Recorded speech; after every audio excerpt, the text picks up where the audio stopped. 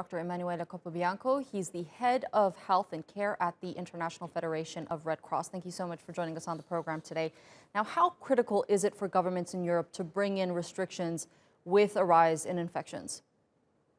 It is very critical. When the system of contact testing and contact tracing is no longer working, and we have many more cases rising on a daily basis, there is a high risk for the overall health system to end up within a few weeks' time being completely overwhelmed. So bringing in restriction is important. Being fast is very important to avert a massive loss of lives in a few weeks' time. And so these measures are certainly not welcome, but are a necessary evil to avoid the major losses in human life coming forward in the next few weeks. Right. Can we predict how this so-called second wave in Europe is going to have an effect on the continent by just looking at the current contagion rate?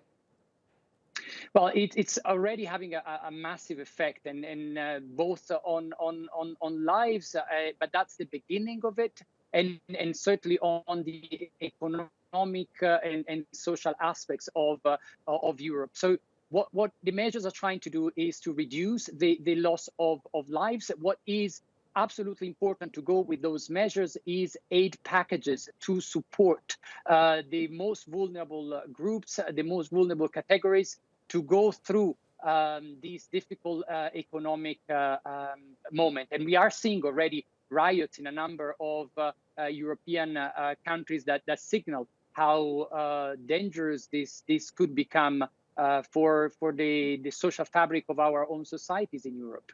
Doctor, how has COVID-19 changed as a virus compared to when it was first declared as a pandemic to now? Because it seems like the virus has a different effect when it comes to symptoms people are getting and how lethal it has been compared to when it first hit.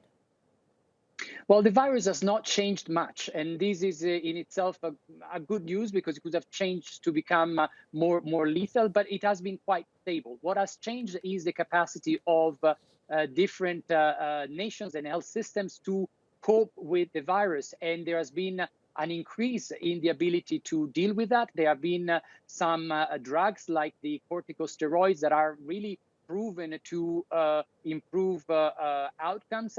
And there have been increased preparation within hospital settings for ventilators, better preparation of doctors and nurses to cope with that. But of course, if the numbers go very, very high, and what we are seeing in Europe is that this wave will be probably bigger than the first wave, even better prepared systems will have difficulties to cope with the surge of cases. All right, Dr. Emanuele Capobianco, thank you so much for joining us on the program and sharing that insight with us.